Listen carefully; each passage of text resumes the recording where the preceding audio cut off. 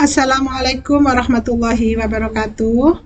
Selamat berjumpa kembali anak-anak bersama Bu Iva Rahmawati, masih dalam pembelajaran ilmu pengetahuan sosial. Apa kabar kalian hari ini anak-anak? Sehat semuanya ya? Alhamdulillahirobbilalamin. Kondisi Bu Iva di sini juga sehat walafiat.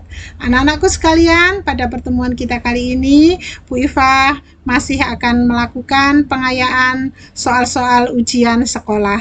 Bu Iva berharap pengayaan soal-soal ujian yang kita bahas kali ini ada guna dan manfaatnya buat kalian, utamanya bisa membantu proses belajar kalian dalam menghadapi ujian sekolah. Bisa kita mulai anak-anak ya? Soal yang pertama. Agrikultur merupakan kegiatan pemanfaatan sumber daya hayati yang dilakukan oleh manusia, salah satunya untuk bahan baku obat-obatan.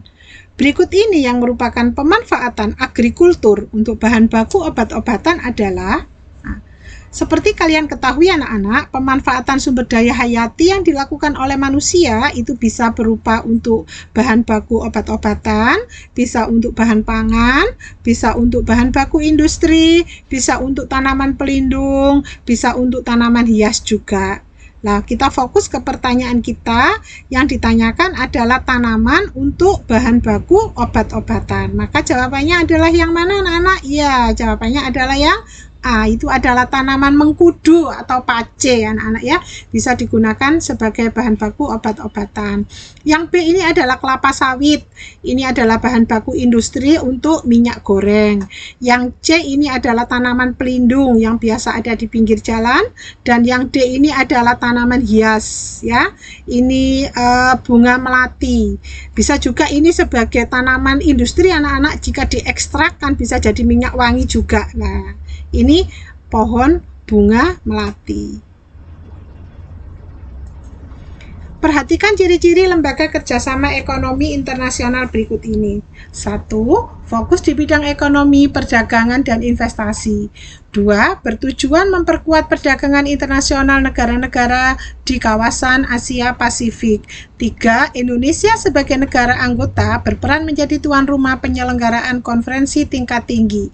Ciri-ciri di atas menunjukkan lembaga kerjasama ekonomi internasional, yaitulah jika ada ciri-ciri seperti ini anak-anak, yang menjadi clue atau yang menjadi kunci itu sebenarnya yang dua ini. Kenapa? Karena dia berada di kawasan Asia Pasifik. Nah, dari pilihan jawaban ini kamu cari saja mana yang ada di kawasan Asia Pasifik. Kita bahas satu persatu ya.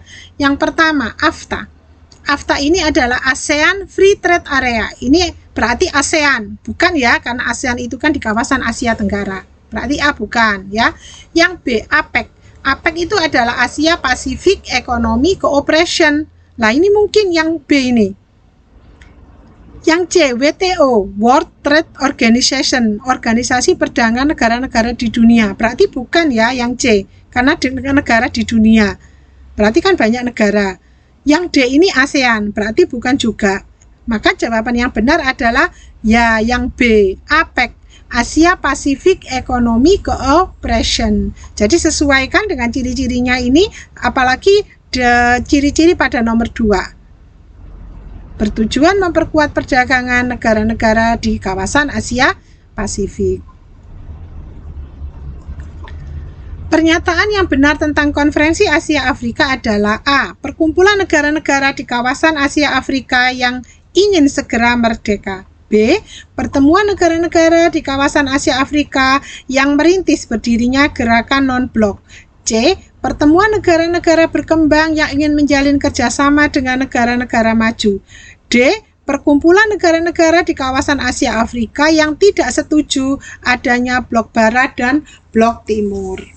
Nah, jika ada soal seperti ini anak-anak, kamu harus tahu dulu tentang apa itu Konferensi Asia Afrika atau KAA.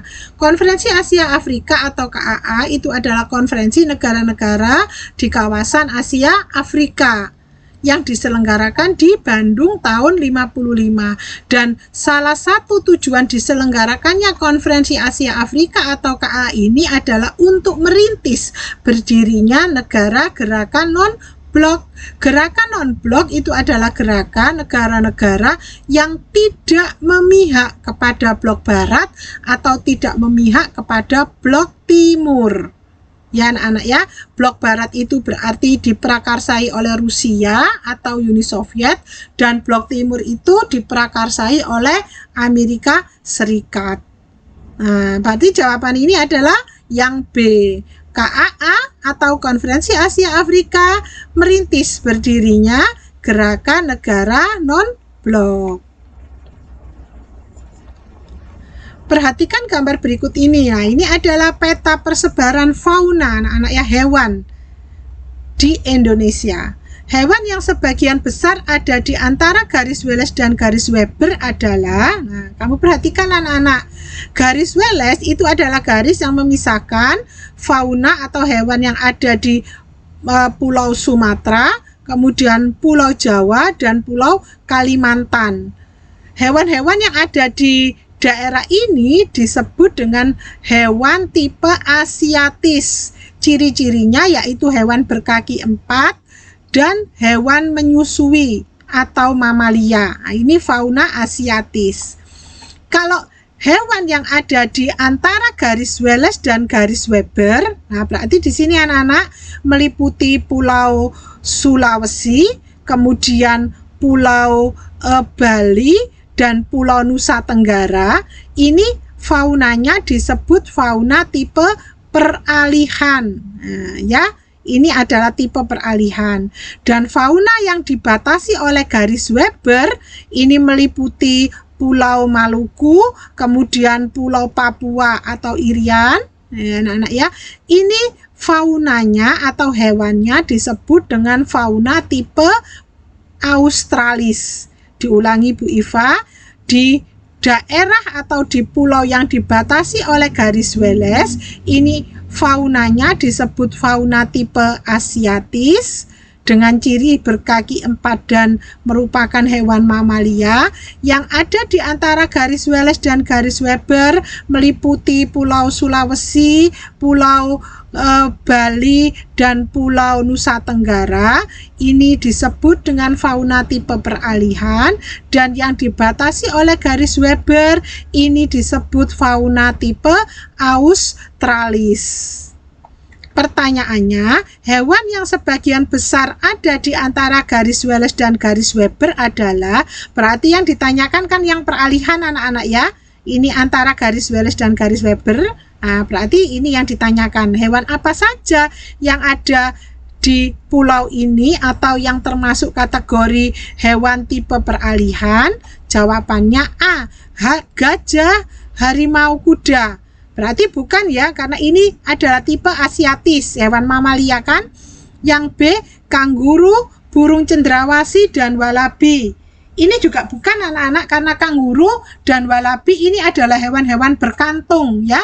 Hewan berkantung ini adalah ciri dari hewan tipe Australis. Nah, hewan ini ciri-cirinya itu adalah burung, beberapa jenis unggas atau burung, dan hewan berkantung, contohnya kanguru dan walabi. Berarti yang B bukan ya. Yang C, babi rusa, anoa, ikan duyung. Nah, ya anak-anak, yang C ini adalah hewan-hewan tipe peralihan, termasuk juga komodo misalnya anak-anak ya, yang ada di Nusa Tenggara. Ini adalah hewan tipe peralihan yang C ini. Dan yang D, kerbau, rusa, dan banteng. Bukan anak-anak ya, yang D ini adalah tipe asiatis. Maka jawaban yang benar adalah hewan yang sebagian besar ada di antara garis Wallace dan garis Weber adalah C, babi rusa, anoa, dan ikan duyung, karena ini adalah hewan tipe peralihan. Bisa difahami anak-anak ya? Nah, kita menghitung.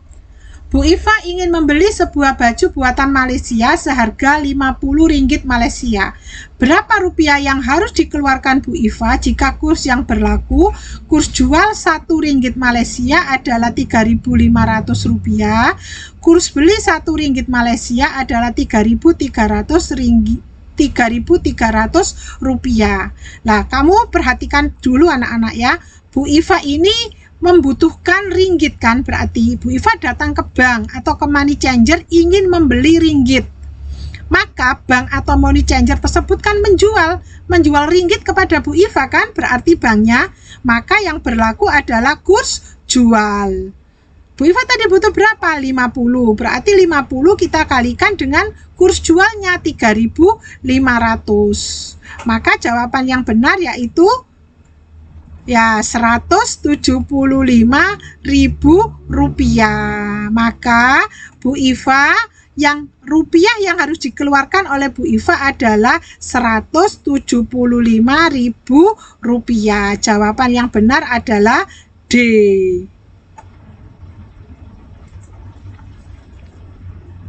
Soal berikutnya, seorang wisatawan menukar uang 75 US dollar ke sebuah money changer. Saat itu berlaku kurs jual 1 US dollar adalah 14.500 dan kurs beli 1 dolar Rp14.000. Berapa rupiah yang diterima oleh wisatawan tersebut? Nah, kamu simak kembali anak-anak. Ini ada wisatawan yang sudah membawa uang dolar ya, 75 dolar. Wisatawan ini pegang uang dolar, datang ke money changer mau tukar dengan rupiah. Maka uang dolarnya ini kan dibeli oleh money changer. Maka yang berlaku adalah kurs beli, karena money changernya kan membeli uangnya wisatawan ini. Yang berlaku adalah kurs beli. Maka menghitungnya 75 dikalikan dengan 14.000. Jawaban yang benar adalah Rp1.050.000. Jawabannya adalah C. 75 dikalikan dengan 14.000. Rp1.050.000. Jawabannya C. Bisa difahami anak-anak ya? Ayo silakan dihitung kembali. Soal berikutnya. Abdullah akan berangkat umroh. Untuk uang saku dan keperluan selama di sana, ia menukar uang 4 juta rupiah. Saat itu berlaku kurs jual 1 Saudi Arabia real atau 1 real adalah Rp4.000 dan kurs beli 1 real adalah Rp3.500. Berapa real yang dia terima? Nah, ini kan Abdullah membawa uang rupiah. Dia membutuhkan real. Dia datang ke bank atau money changer. Maka banknya akan menjual real kan anak-anak? Nah, maka yang berlaku adalah kurs jual. Jadi menghitungnya 4 juta dibagi dengan 4.000. Ketemunya adalah 1.000. Maka uang yang diterima oleh Abdullah adalah 1.000 real atau 1.000 Saudi Arabian real. Dari mana jawabannya? Ini 4.000 dikalikan dengan kurs jualnya karena bank menjual real. Jawaban yang benar adalah B. 1.000 real. Bisa difahami anak-anak ya?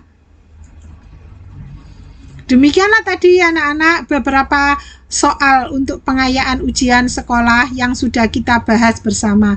Bu Iva harap sedikit soal yang diberikan Bu Iva tadi ada guna dan manfaatnya buat kalian, bisa sebagai bekal kalian dalam menempuh ujian sekolah. Semoga sukses anak-anak ya, kalian bisa memperoleh nilai yang memuaskan dan bisa kalian gunakan untuk melanjutkan studi kalian ke jenjang berikutnya. Amin. Diakhiri Bu Iva. Wallahu muwaffiq ila aqwamit thoriq. Wassalamualaikum warahmatullahi wabarakatuh.